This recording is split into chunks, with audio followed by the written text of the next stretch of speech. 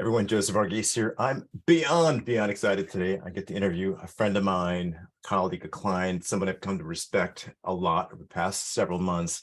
Actually, she's my coach, my wife, my coach. This is Kate Moody, also known as Ms. Moody Money. And excited to have her on our podcast, Rules for Success. Access this podcast at rulesforsuccess.com. We'll also have a summary mind map summarizing parts of a lot of pieces of what she talks about, the tips, the value of this session here on the mind map link as well. Also linked at rulesforsuccess.com. Beyond excited. Kate, how are you today? I'm awesome. Thank you so much for having me on. I'm very excited to do this podcast with you.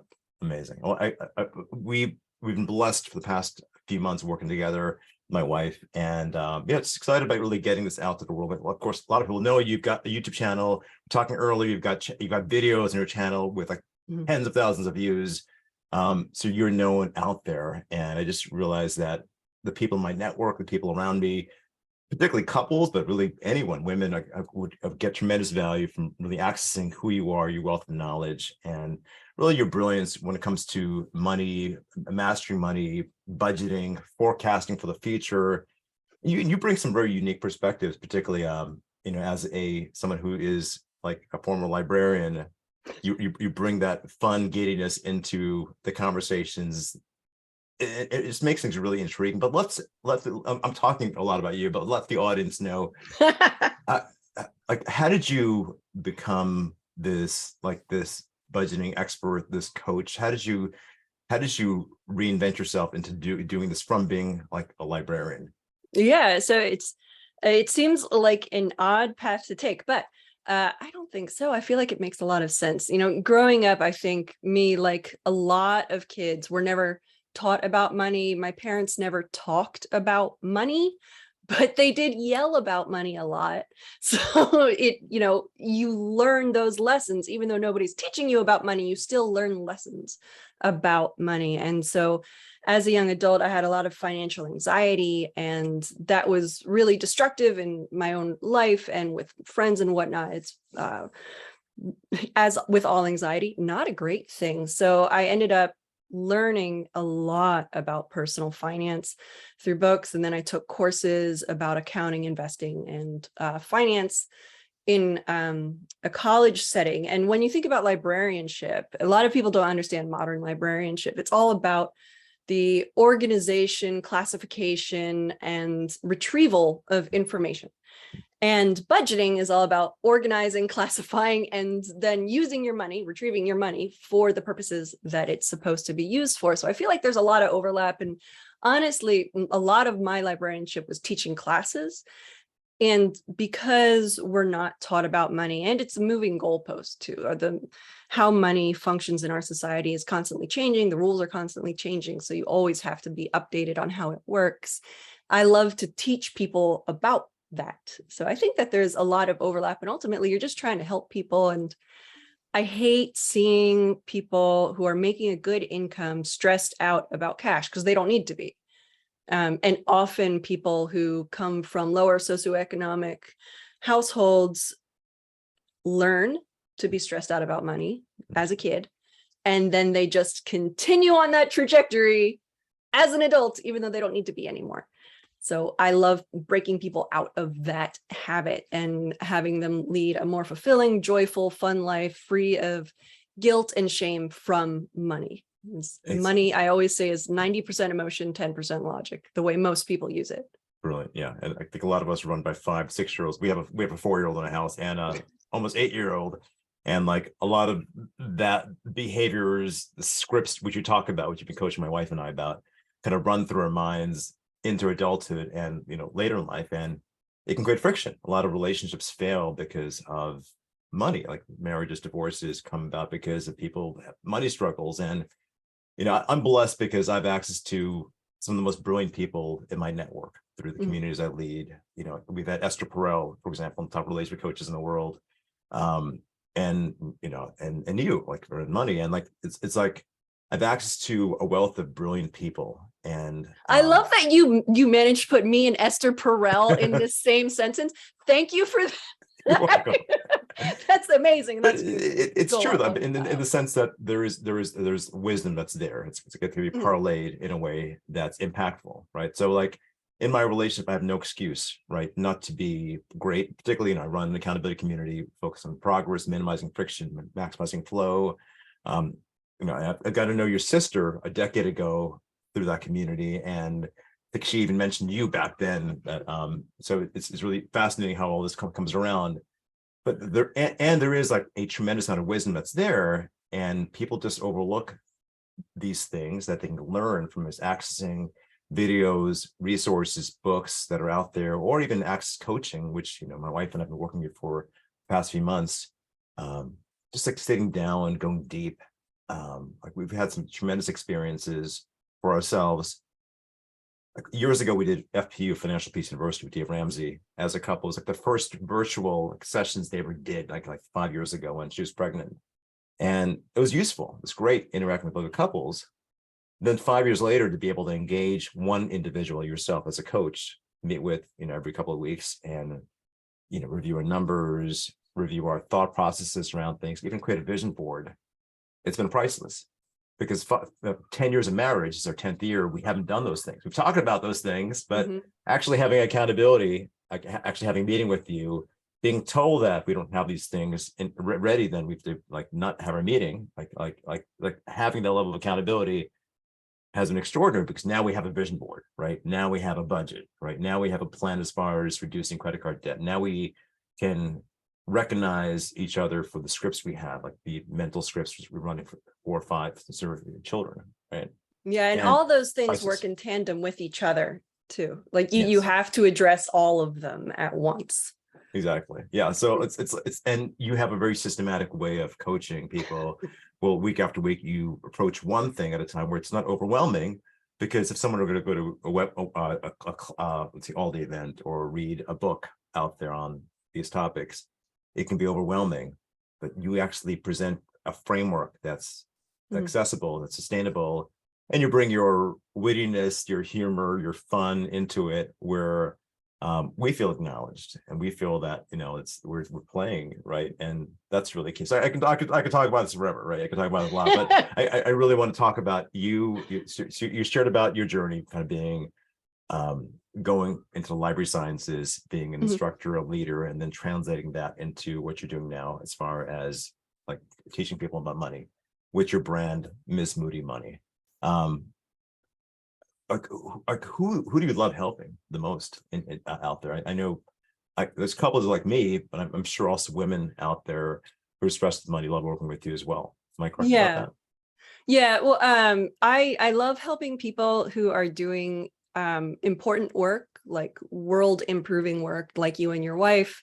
You both do really important work. And I feel like if I could help people who are improving the world to get rid of that financial stress in their life, they will be able to be better at their job, and they will be able to make the world a much better place, because now they can actually focus on their work. And when you have financial stress in your life, it impacts everything, because you bring that stress to your job, you bring that stress to your relationships. And like I said, if you're making a good income, it shouldn't. There's a big divide for people making around a living wage or lower, and then people making a good income or more. Like how you manage your money is very different based on how much you have and your situation and whatnot. So I just love helping people who have an impact, a positive impact in society. Being a woman online, I tend to gear my media more towards women, only because it's not a great the internet is not a great place to be a woman. Shocker.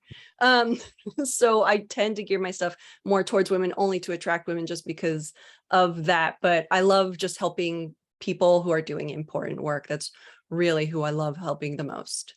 What are the biggest challenges of money that people have? Let's say people who are, let's say, middle class, like Mhm. dealing with it. We talk about money scripts, but what are the biggest challenges like people deal with that create friction amongst themselves or relationships, where they're struggling and they can break out of the struggle what are a few hints that you can offer our audience? Yeah. So I think what it boils down to, like I mentioned, is that money is 90% emotional and 10% logic. Most people don't want to actually deal with their money, but you really do need to deal with that 10% where, like, look, it's just numbers.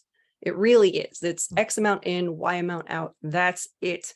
And we often, because we don't want to deal with it, we never do deal with it. And we just create these systems made out of baling wire and duct tape so that we're not late on our bills, hopefully, fingers crossed. And we're able to sort of live a life we want to lead, but maybe we're getting in a little bit of debt here. We're doing this a little bit, something else here. So we feel kind of out of control because we've never actually looked at our life. So that's what I do when I work with people. I say, okay, you've created something kind of like a Frankenstein's monster, but you've managed it. Let's actually create a system that works for you, that is going to help you save a ton of money while enjoying your life now, to do both things. And people in relationships, especially, because, it starts off slow. It's not like before where you're both very young and you're living at your parents' houses, and then suddenly now you're married and everything is just combined. For most people these days, we're meeting our partners later on. We both are independent. Like, oftentimes both people might own their own house, and then one person moves in. And so your finances are often separate.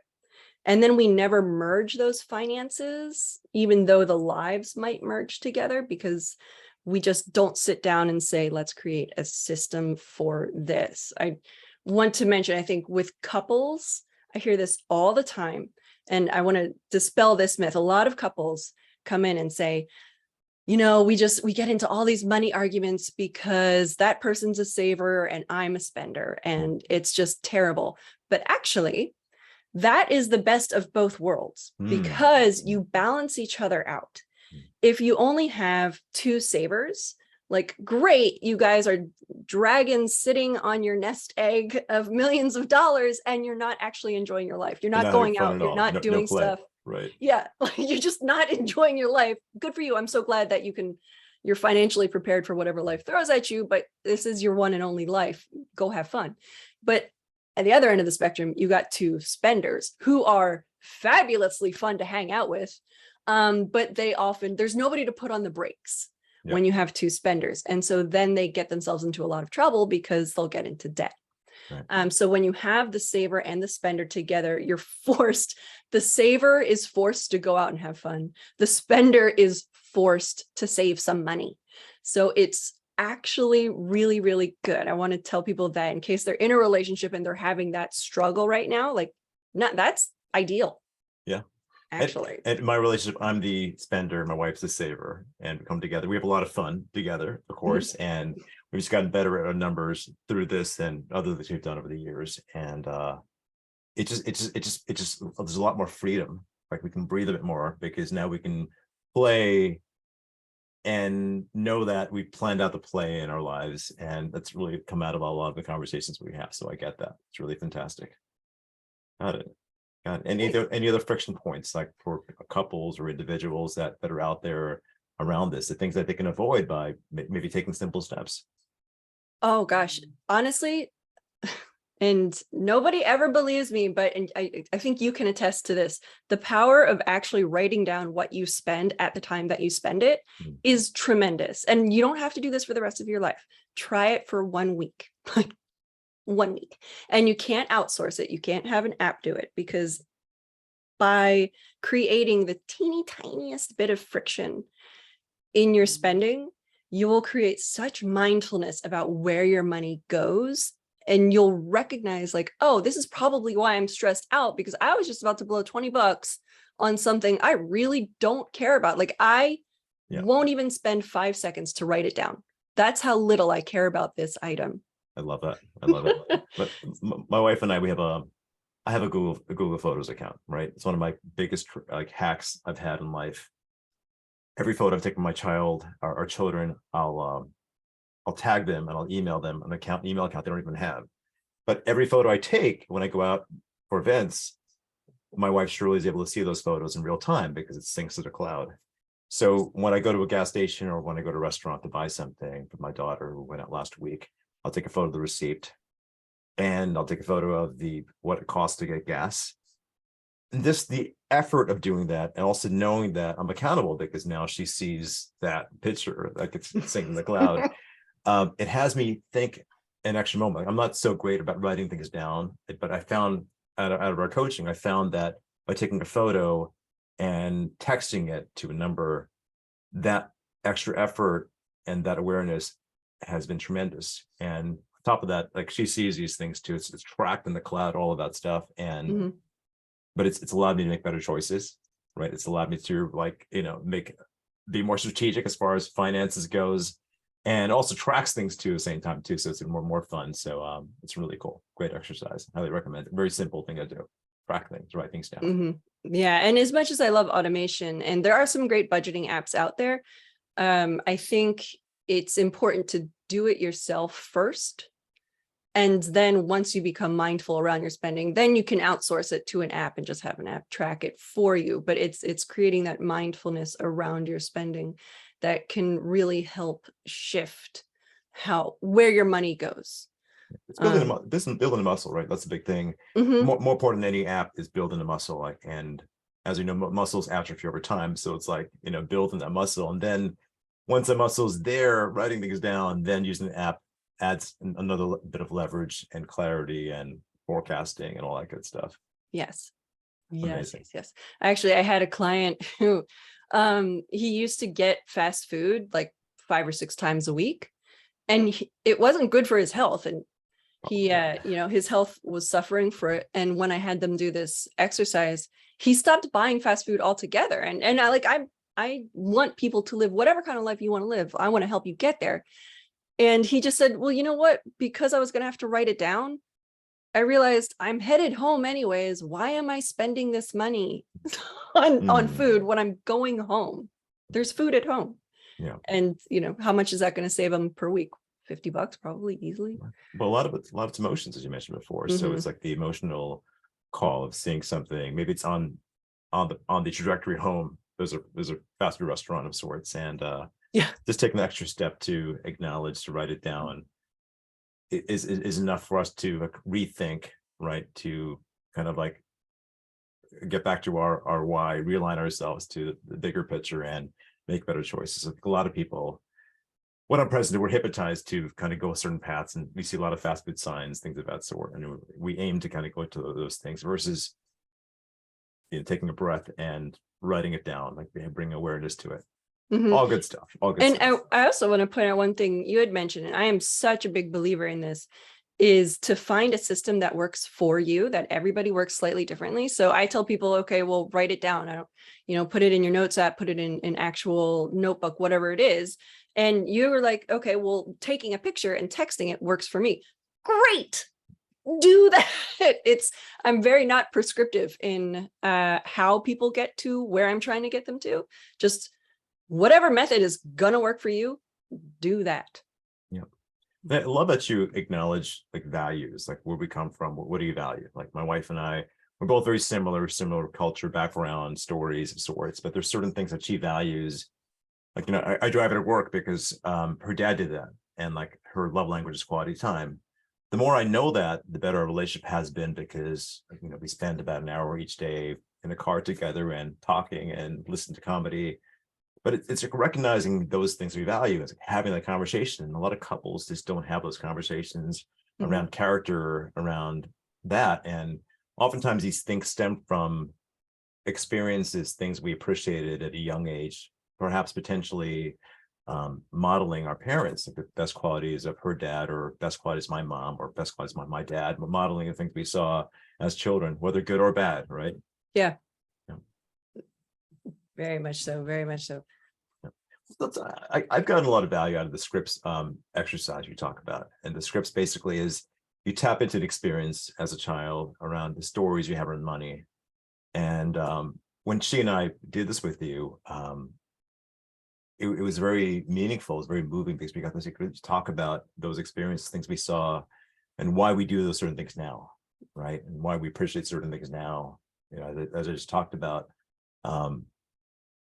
how could that help couples or individuals out there with their money trajectories? Like, what are some tips you have around people figuring out what the scripts are for themselves outside of Mhm. working with you, which is great, or outside of even going through, I know you have a self-paced Save and Spree course, outside of doing those things with you, anything you recommend as far as that goes, Kate?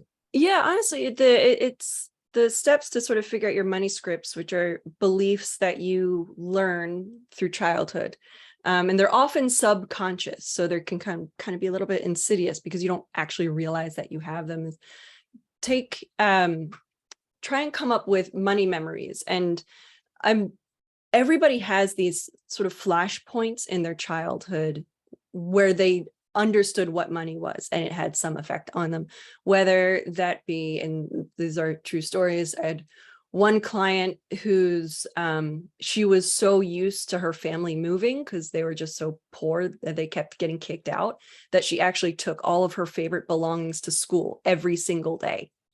Like, that is going to make a huge impression on a child.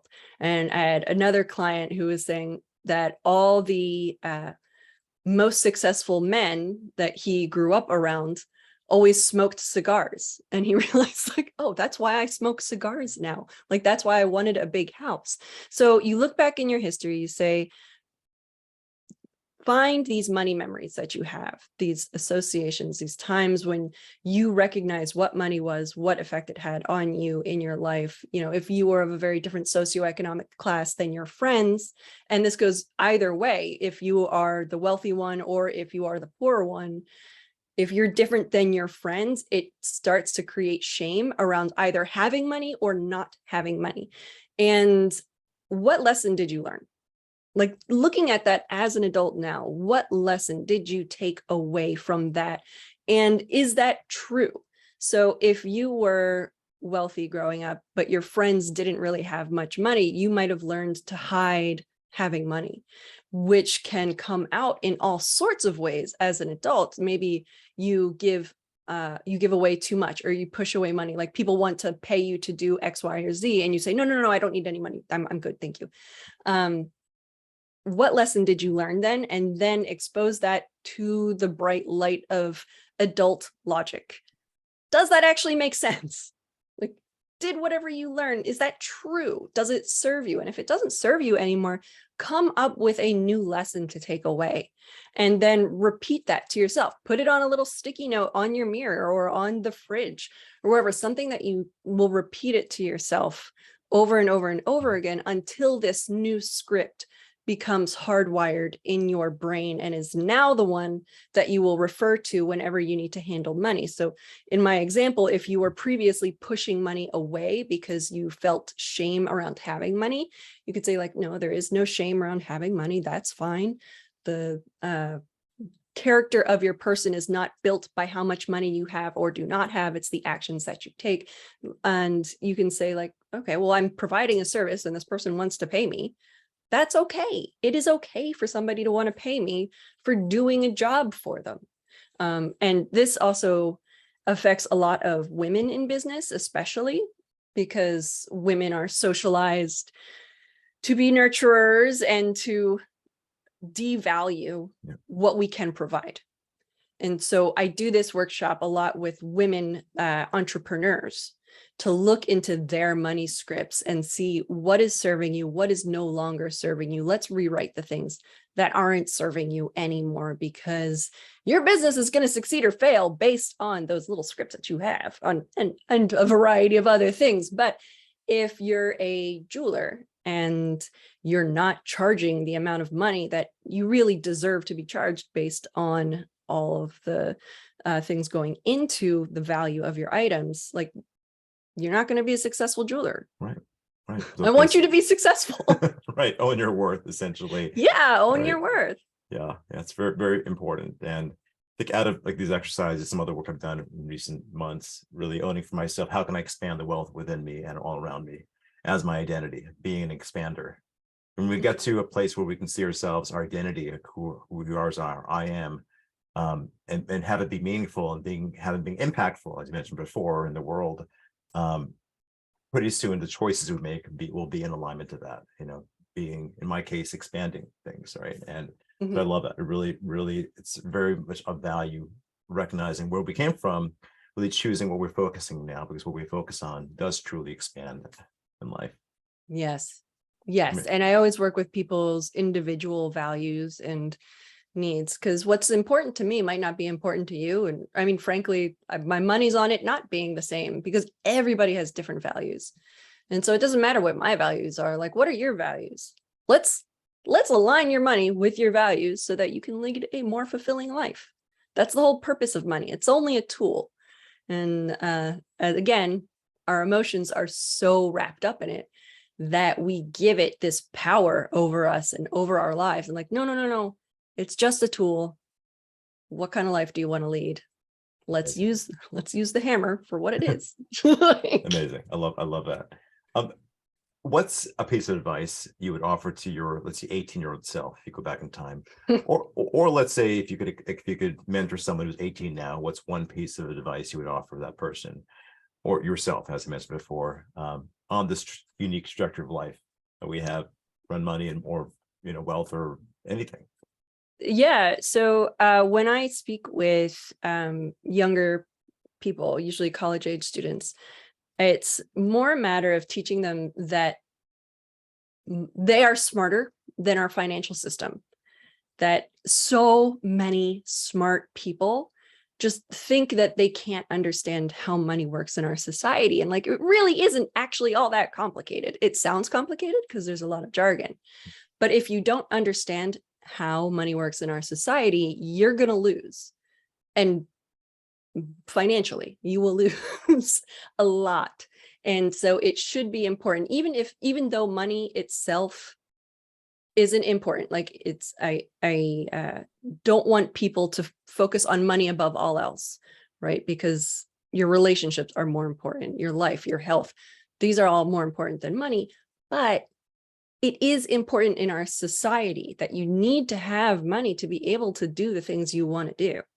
So even if you don't agree that money is an important thing, you still need to learn how it functions, because just in society, it's that important. And when it comes to money, time is your biggest friend. Like if people could just understand compound interest, the basics of financial math and compounding,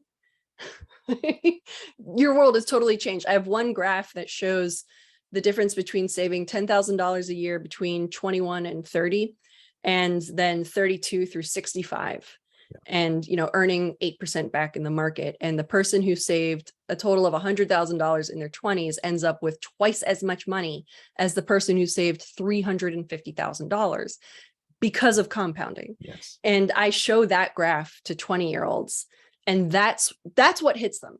That's when they say, oh my God, wow. Financial math can seem very intimidating. And I need to make more YouTube videos about how to actually use spreadsheets to figure out money, because it's not hard. Like it really isn't. Even before I took my finance classes and stuff, I had taught myself how to amortize my own student loans so that I could figure out like, well, what if I pay an extra $50 every other month? What effect would that have on my student loans? And the confidence you feel because you see it. Money's just numbers. That's all it is. Yes. Ultimately. And you'll see it like it's simple math. Yeah, absolutely. And I've heard like with Excel, like Lotus Notes came out 30 years ago. Excel, we were able to kind of calculate things very easily now. Not that difficult at all as far as compound growth. Very, very, very, very powerful points you made there. And I've also, my wife's an endocrinologist, you know that. And like what I've learned over the years, the leadership, was this idea that when emotion goes up, intelligence tends to go down. And and for me, when I was in my 20s, right, my late teens, 20s, just a lot of hormones and emotions, things of that sort, a lot of poor decisions. And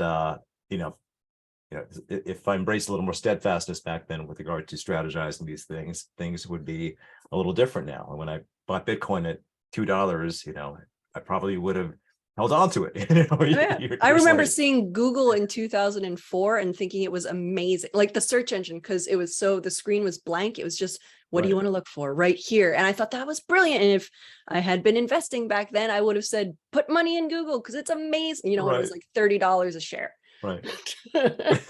Exactly. Exactly. So, I mean, of course, time is on our side now. So, Mhm. there's time now to play and do these things and make better choices, which we're doing now in life. And so it's never too late to make this, especially when having resources, the right coaches, embracing bit of steadfastness for our choices, being more aware of our finances.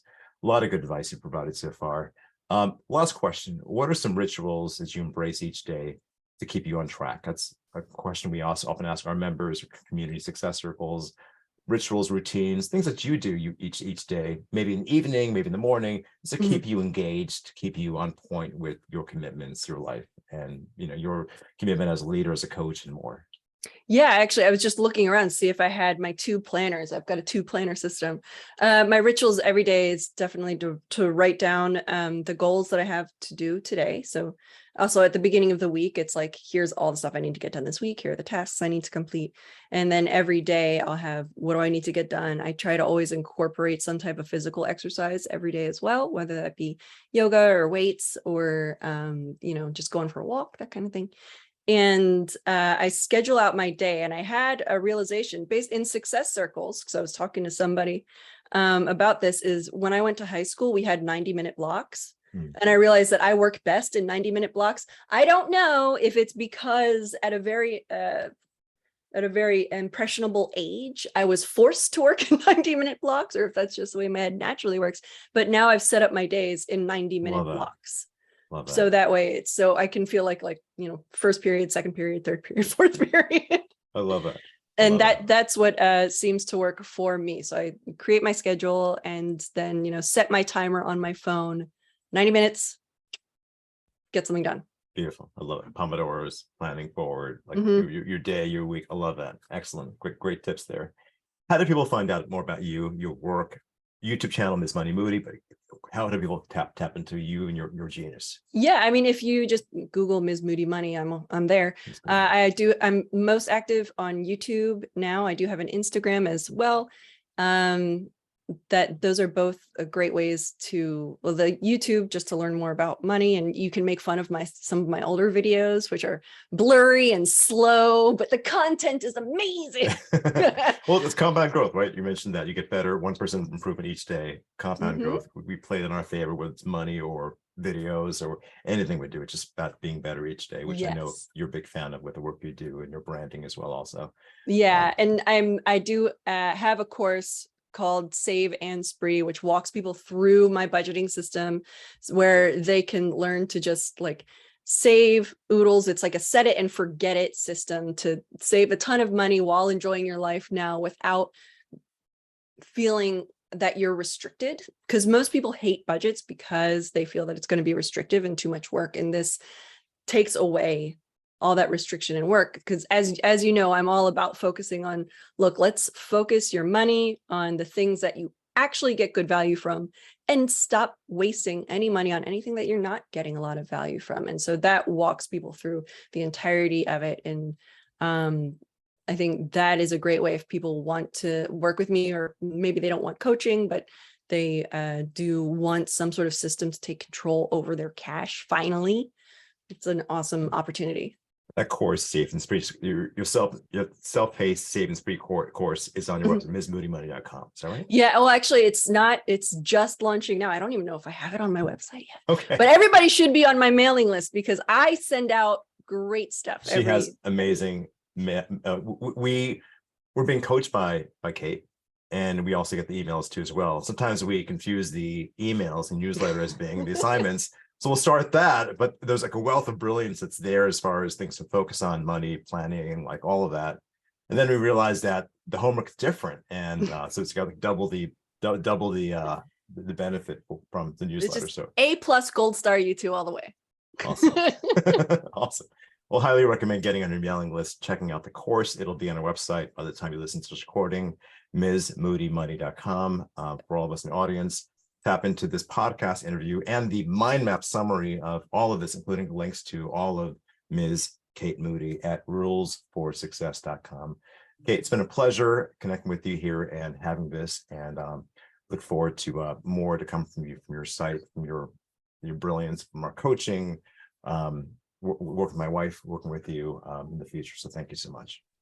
Thank you so much. This has been a good time. I hope that people are able to take something out of this and apply it to their own life and get that money stress out of their lives. Absolutely, they will.